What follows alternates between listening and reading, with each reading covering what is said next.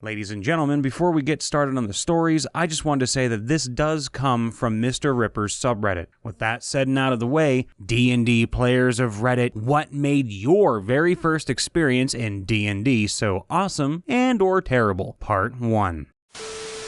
Probably the fact that for my first ever session, my GM was totally fine with me playing a Slavic, satanic, sun elf priest/acolyte who was also a wizard. The first great moment for him was most likely when he created techno music by my rolling of a nat 20 on performance. I'll also point out that my plan is for the character to gradually transition from chaotic neutral to neutral good. Currently, he's almost true neutral.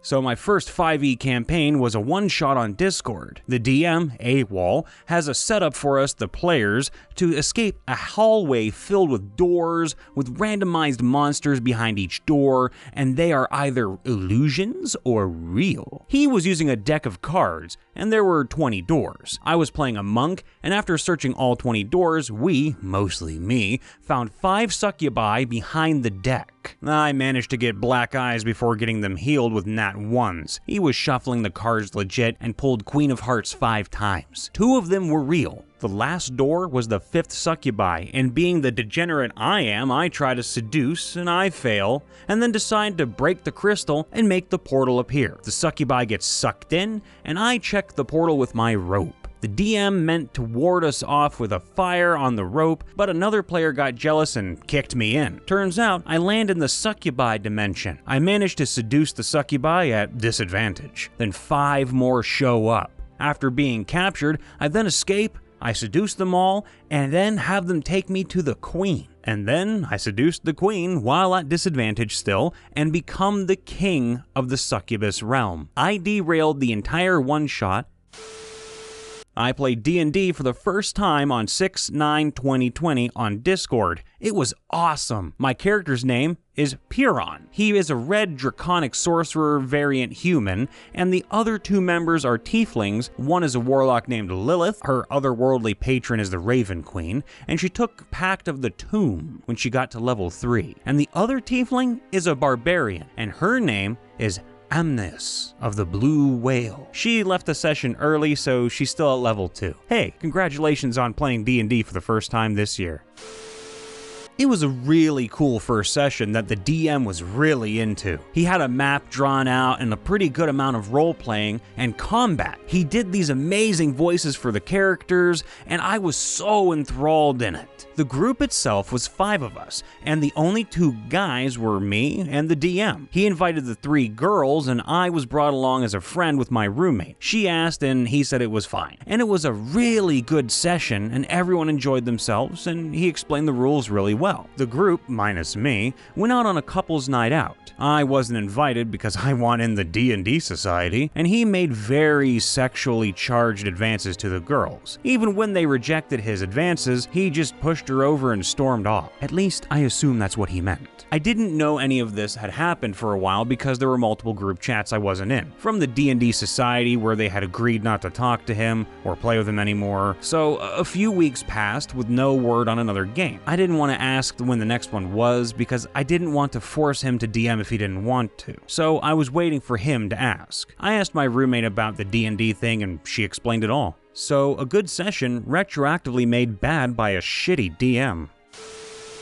The first time I played D&D was in an Air Force Junior Reserve Officer Training Corps, aka AFJROTC, Strategy and Tactics Club. Our DM kinda gave us a bare version of the game so we could learn to play easily, but overall, it was pretty fun, and he was a great DM despite our teenage tomfuckery. Shout out to you, Jason. But when our second mission took off, things didn't exactly go well. For this quest, one of the older players decided to DM to give our usual one a break. We made it into an underground area in order to find some artifacts or something when we stumbled upon an underground village. From the looks of the dead people around the area along with the blood and crude weapons, they seemed pretty hostile. So I snuck into one of the homes and managed to quietly kill an old guy sitting at his desk. Turns out he was one of the only NPCs in this town of what I think were cannibals to actually be a nice guy. He also had 2 kids, now orphaned, and was blind. I attempted to lay him to rest in his bed and rolled pretty low. DM said I accidentally mutilated his body into a pile of bloody mush and limbs,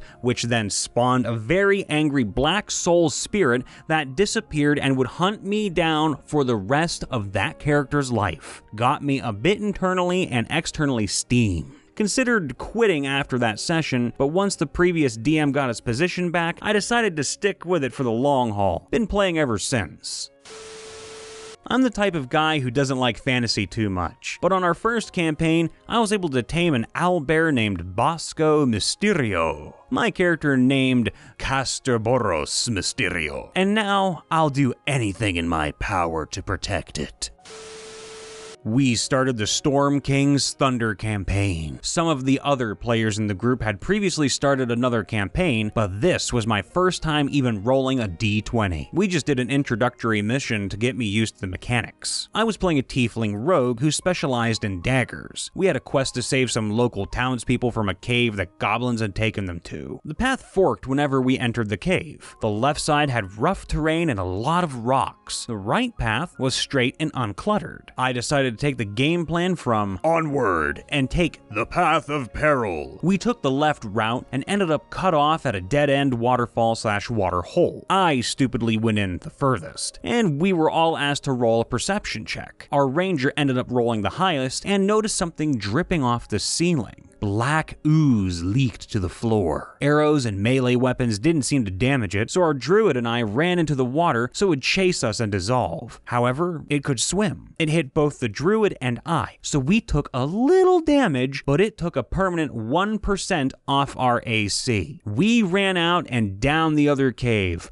We ended up finding the villagers, along with a horde of goblins and 2 ogres. We fought them for a bit, but we're starting to lose. That's when the black ooze entered and ended up eating the ogres. While it was distracted, we rescued the villagers and exited the cave. P.S. We constantly roll perception checks to see if the black ooze is still following us. Even though we've started a new campaign. TLDR. We encountered an unhittable black ooze while trying to save villagers from goblins. Ended up getting saved by the same ooze when we started losing our fight with the goblins and escaped with the villagers. A group of us who frequent the local Warhammer store started up a Lost Mines of Phandelver game. Most of us have never played D&D before, so we had some teething issues at first, including my rogue being turned into paste in the second session.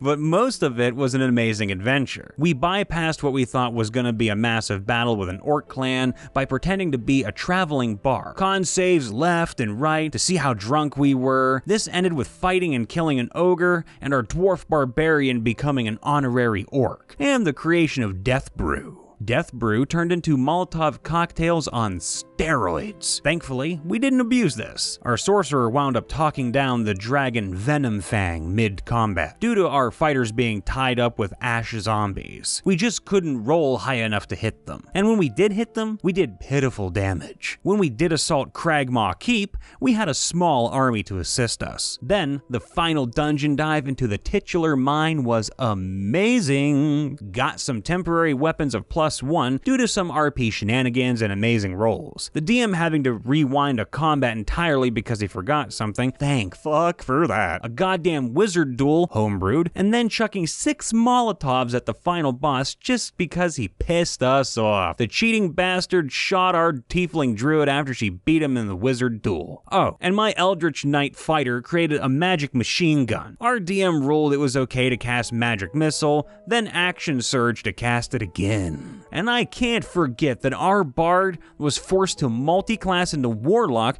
because of a very weird RP section halfway through. I want to know more about that. Come on. All in all, our DM is a brilliant bullshit artist, and I can't wait until we start our next adventure next week. My character was a beholder-born bard. We were now below the deck of a ship where several demons had just been summoned. This was my first combat encounter, and I was excited to use/show my special ability, Elaboration. A Beholderborn is a homebrew race that when under extreme stress can transform into a beholder. Our DM decided it was best if I waited until being under 1/3 of my max HP before I could use it. We were fighting this giant lizard thing that had done almost enough damage to where I could use my stand, as I call it. Our paladin was at 1 HP riding on this thing's back. When my turn comes around and I say, I pull out my dagger and I stab myself. Sure, pick how much damage you take. At this point, I'm like, screw it. I take full damage. 4. I then activate my ability and combat continues. The demon went right after me and decides to bite me in the face. I am now unconscious. The demon then flips over on top of our paladin, still at 1 HP. He used a reaction to position his sword at the demon's head so when it flipped, its skull would be impaled by his sword. It worked. Our Triton fighter came over to try to stabilize him, which he was able to, because he hadn't completed his death saves. I, unfortunately, almost did.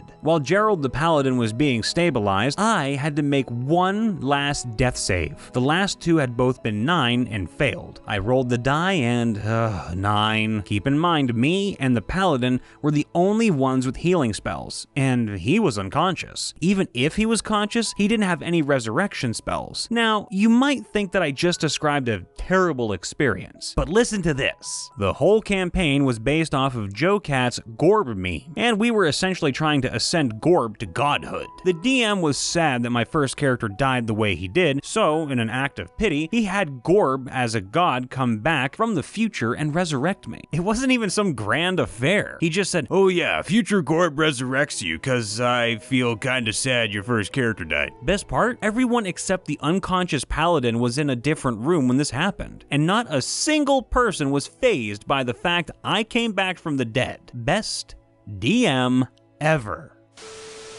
10 years old. We just moved in with my now adoptive dad. Aw. His best friend, my favorite uncle, was the forever GM since first edition was a thing, and he decided to put together a 2nd or 3rd edition game for my parents and a couple of my dad's brothers. I got invited to play as he knew I was pretty smart for my age and had an interest in the classic nerd stuff. Rolled me up as a classic dwarf fighter. Aw yeah. I was an extremely shy kid and most of my role-playing was simple grunts and nods until we came to the Goblin Cave. Everyone but me and my Uncle Joe was a little bit of the crazy type of players, and there was a huge debate about how we should approach the cave. Cause if we weren't careful, GM Uncle would 100% kill us. The man is a great GM, but does not pull punches, and the brothers had lost many characters over the years to goblin and kobold traps. The conversation turned into an argument, and for 20 minutes we all sat within spitting distance of the cave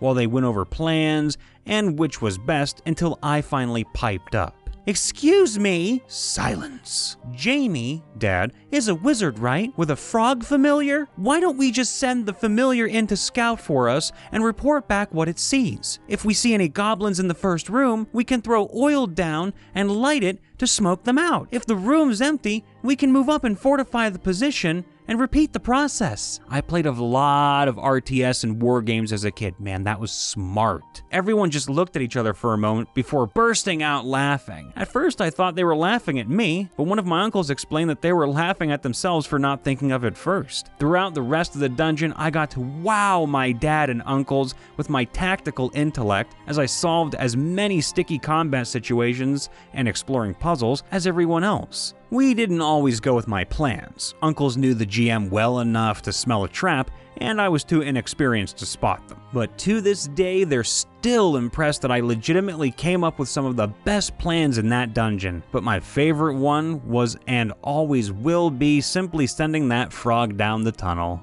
Man, I love wholesome stories. Hey everyone, Brian here. Welcome to the last story that's going to be narrated by me in July. Don't worry, I'm not going anywhere. This is just the last one I'm doing in July. If you liked the video, then please give us a whoppingly big thumbs up. And if you're new here, use your bonus action to subscribe. Ringing the bell also helps, and honestly, it helps you guys more than it does us in that case, because it lets you stay notified whenever we post a new video or go live. Speaking of going live, we do stream every Sunday at 5:30 p.m. Eastern Standard or 10:30 p.m. GMT. doing live reads of stories on r/MrRipper. Go check out our sub and leave some stories in there. Trust me, you're going to want to do it. That's where a lot of our content's going to be coming from, baby. So mark your calendar and check us out. On the flip side, you can always follow Mr. Ripper on Twitter or join his Discord. Links are always in the description for everything I'm talking about. You can also come check me out on my Twitter, Discord, and on my YouTube, which I stream on every Saturday reliably and throughout the week sporadically. I also put up a lot of stuff to do with voice acting and the behind the scenes as well. So you might like it, you might not. Come say hi if you want. Links are in the description. With all the business talk out of the way, I hope the end of July is a good one for you fine folks out there, and that August is way better to us than July was. I know a lot of us need good respite from the trauma that July brought, but never fear, we're all in it together.